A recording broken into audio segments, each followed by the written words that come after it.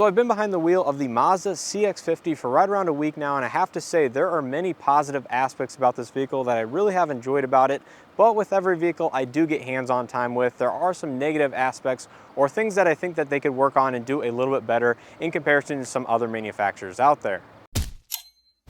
So with that in mind, let's get into my likes and dislikes about the CX-50, and make sure to stay tuned and subscribe for future content with this exact vehicle, including a comprehensive review both on and off-road driving impressions and just my overall thoughts and opinions on the CX-50. And lastly, before we get into my likes and dislikes, I want to give a huge thanks to Nick over at Mazda for sending out the CX-50 for me to review for you guys. I appreciate the support from manufacturers as well as you guys watching these videos and making this possible. So without further ado, let's go ahead and take a look at the things that I like and dislike about the Mazda CX-50.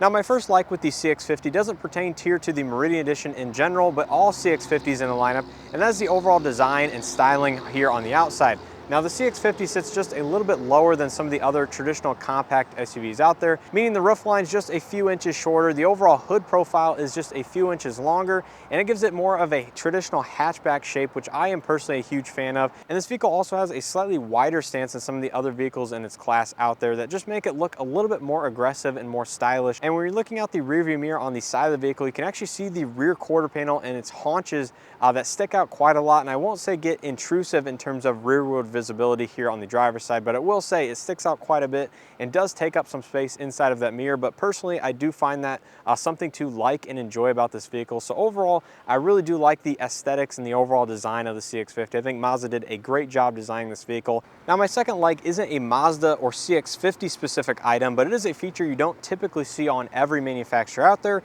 and that is the walk-away automatic lock function. So that means you can simply get out of your vehicle, walk away with the proximity key in your pocket, and the vehicle, as long as the setting is enabled, will automatically lock itself. And I think this is something that all manufacturers out there with a proximity key vehicle should enable. It just makes it safer. Say you have the vehicle in your driveway, and as long as you do remove the key from the vehicle, shut all of the doors, the vehicle will then lock itself and keep all of your personal belongings a little bit more safe on the inside, versus some of the other manufacturers out there that do have proximity key. They don't enable or have this function at all on their vehicles. So that's just something I got used to while driving this vehicle, is that I could simply, walk away with all of the doors closed and it would automatically lock itself after just a few seconds. Now, my third like about this vehicle is just how quickly wireless Android Auto connected upon getting inside the vehicle. Now, typically with wireless Android Auto and Apple CarPlay, you're just waiting a few seconds, 20, 30 seconds for the system to boot up and then automatically connect to your device. Well, here in the CX-50, like I said, this has to be the quickest service I have ever used on any newer manufacturer out there. I mean, once you got this thing started, it was within like 10 seconds that it was automatically connected to my Android device and playing, streaming whatever music I had going prior to me getting out of the vehicle last time. So overall, this really made the day-to-day usage of the system just that much more enjoyable. Even though the ergonomics and overall usability of the infotainment system might not be the best, make sure to stay tuned for my dislikes. I will say the wireless Android Auto and just how quick it connected made using the vehicle and driving it on a day-to-day basis just that much more enjoyable. So my fourth like about this vehicle has to do with the LED turn signal animation. Now, dynamic or sequential turn signals isn't a new thing to the industry. It's been around for 2, 3, 4 years now, depending on the manufacturer. But Mazda has taken this to another level and made the turn signals kind of have a fade animation. So what I mean by this is essentially the turn signal will illuminate at full brightness and then slowly fade out until its next round, where it will illuminate full brightness once again, and just repeat this animation over and over until you disable the turn signal or have completed the turn. Now, to me, the fade animation is a great way to attract attention to the vehicle for safety reasons, because it's not something typically you're used to accustomed seeing out on the roadway. So it kind of draws your eye to that vehicle, saying, oh, that's a different animation or something that you're not used to. And I think this overall does play in their favor a little bit in terms of overall vehicle safety, as it does attract attention to the vehicle that you are turning, have your hazard lights on or something like that. And I think sequential lights do this as well. So overall, it has been something I've really enjoyed seeing on other recent Mazdas out on the roadway, and something that here on the CX-50 it has as well. Now, my fifth like about the CX-50 has to do with the washer design here with the windshield wipers. So essentially, if you're wanting to wash the window, the spray doesn't necessarily come out of nozzles, but it comes out of the wiper arms and the wiper blades themselves.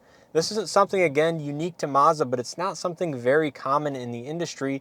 And to me, this is a better way of applying the washer fluid onto the window itself. I assume it uses a little bit less than that of a traditional spray nozzle. And it's also something that just keeps the water and the washer fluid on the window itself, doesn't spray it all over the paint and the body. And overall, I think is a very effective way of removing dirt, debris, bugs, or anything else that might be on the window that you need to remove with the washer fluid themselves. So I think this is a great design feature of the CX-50, and it would be nice to see this rolled out to other manufacturers as well. Now, my seventh and final like about this vehicle has to do with the overall seating position. Now, this kind of has to go hand in hand with my first like, the overall exterior and interior design. And I will say you are kind of sitting well within this vehicle. It is a sedan-like or relaxed seating position.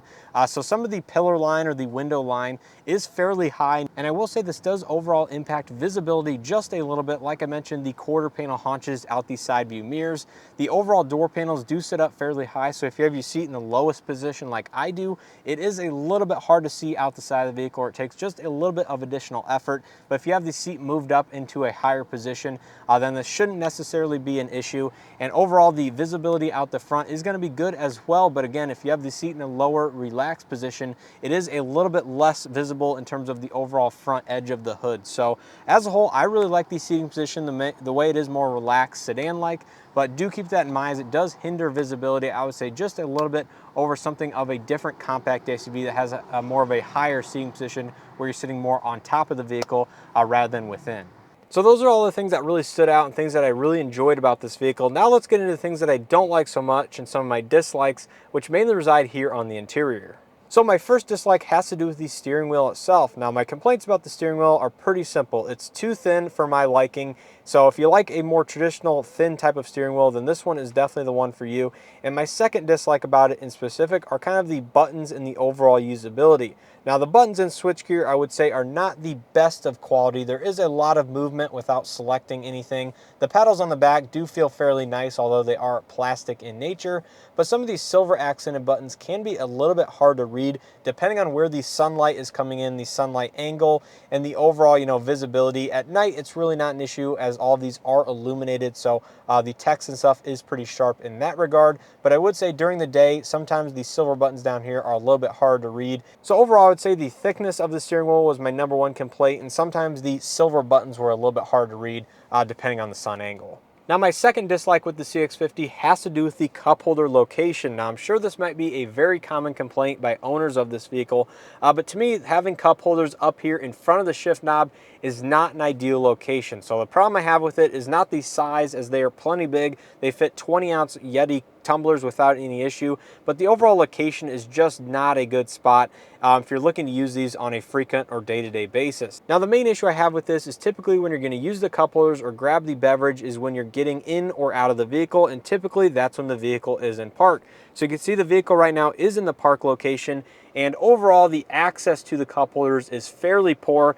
Vertically, you're going to run into the climate controls. Out the side isn't the best in terms of the overall ergonomics, and typically towards the driver isn't very good as well, especially for the right side or the passenger location, given the gear shift is kind of centered in the center console. So overall, I would like to see these cup holders in a more ergonomic, accessible location when the vehicle is in park, which is typically here on the long side of the center console or besides the shifter like that. So I would say just not the overall best location in terms of cup holders and use of space.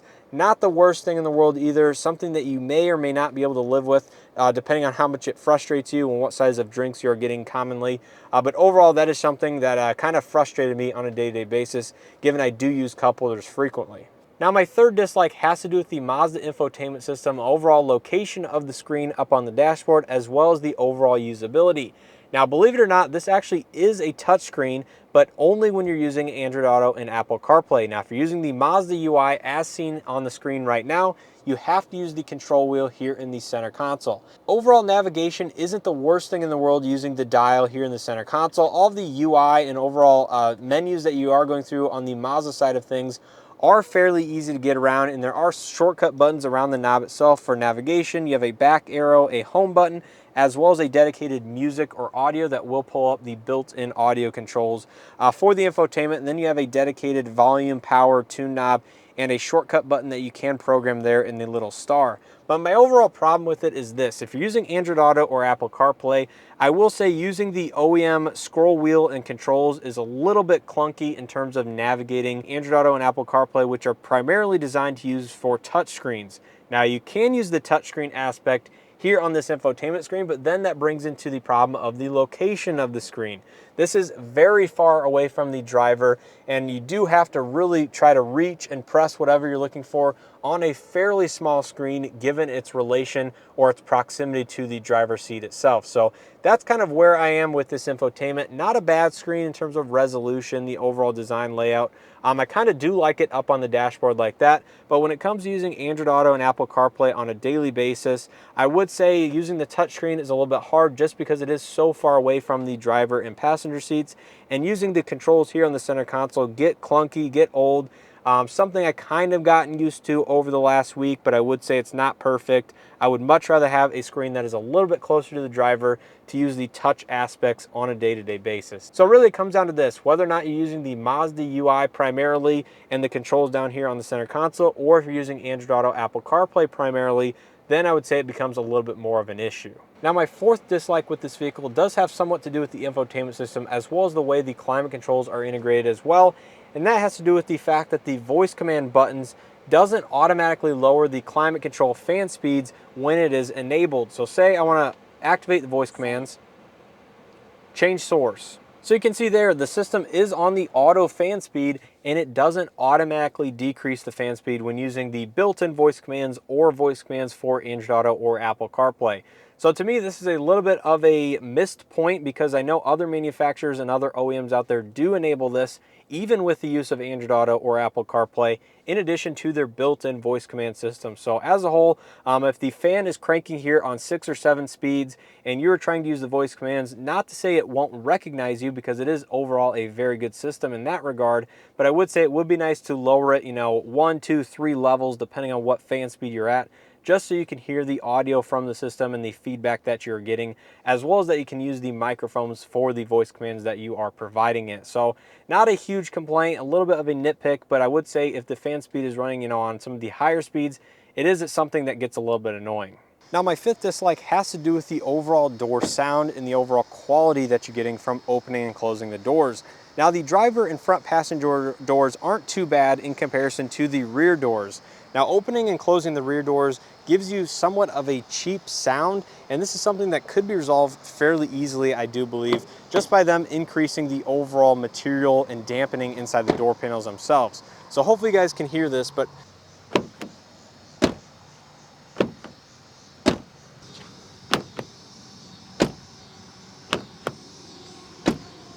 opening and closing the doors definitely does not give you the most quality feel, as well as the sound that is provided once you do latch and close the doors, especially here out back, because the doors themselves do rattle and kind of move around after you have shut them.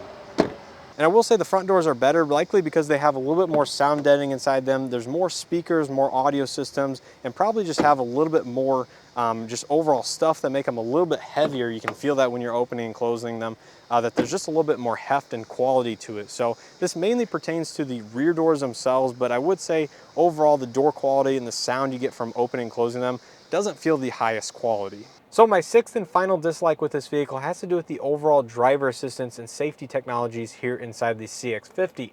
Now, I assume this has some of the latest technology from Mazda, given this vehicle isn't that old in its current generation, is actually only going on the second model year in production.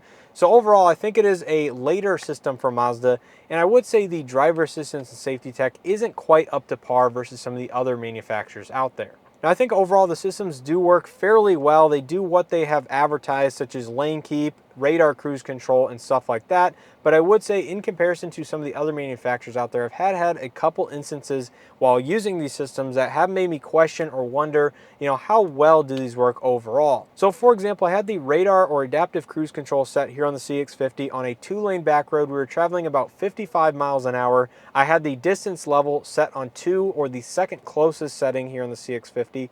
And that car in front of us, I would say, was about 7 car lengths in front of us, but it was picked picked up here on the infotainment system, as it has a little car icon here on the dashboard, but it was just far enough ahead that it wasn't within that second distance setting where the Mazda, starts maintaining or following the car in front of you, as I believe they might have been traveling, maybe like 1 or 2 mile an hour faster than we were currently traveling, or that I had the cruise control set. Now that car did start to slow down, I would say a little bit quicker than I would consider, a normal braking period for a right-hand turn onto another road, and where I was wanting to continue straight on the road that we were currently on. Well, the system finally, did detect that the car was slowing down a few seconds after they did start to decelerate. Because I had the distance set on level 2 rather than probably level 4, where it would have started slowing down immediately when they started braking. But the system, kind of gave up on me at that point, and it started to slow down about 10 or 15 miles an hour from 55 miles an hour. And at 40 miles an hour or so, it basically said, please depress brake pedal here on the gauge cluster while the adaptive cruise control was set. Now, I realized this was a fairly moderate braking zone and something pretty aggressive for a system to handle, but I've been in other manufacturers' cars out there that will take on this challenge in some regards and basically maintain the speed that you're at no matter how hard they have to depress the brakes. But here in the Mazda, I would say that was nowhere near a panic braking situation. It was just more aggressive than normal, and it said, please depress brake pedal. Like me, the driver, I should be depressing the brake pedal even though the adaptive cruise control was set, and it had already picked up on the vehicle and started slowing down in front of me. So that was something kind of made me a little bit uneasy in terms of the adaptive cruise control. And I would say the lane keeping assist, although it does work, it has had a few instances where it should have had 2 clearly marked lines and the system kind of did go over that line without correcting you back in the lane. And it's definitely a lane keeping assist, not a lane centering driver assistance technologies like other manufacturers have out there. So as a whole, I would say the driver assistance technology is okay inside of the CX-50, but there have been a few instances where I would say the system should have worked a little bit better than they should. I'll just put it that way. So overall, that's going to do it for my likes and dislikes here with the 2023 Mazda CX-50 Meridian Edition.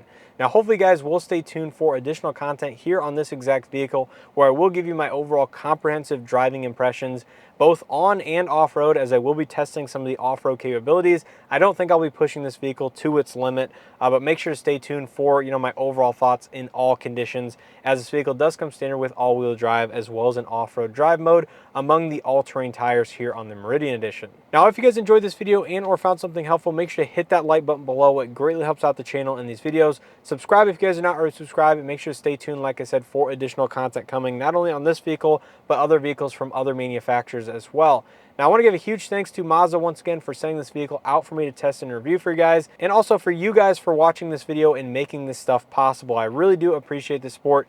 You guys have definitely given me some new opportunities, and hopefully we will continue to grow here in the near future to gain some more additional opportunities, hopefully to go on media drives and stuff like that. But let me know your thoughts down in the comment section below if you guys happen to own a CX-50 and what your overall ownership impressions are. Do you agree, disagree with any of my likes and dislikes from this list? And if you have anything else to add, feel free to leave a comment down below. Definitely interested in hearing real ownership thoughts for people that live with this vehicle on a day-to-day basis for a much longer period of time than I do. So with all that being said, once again, I appreciate the support here on the channel, and as always, hope to see you guys in the next one.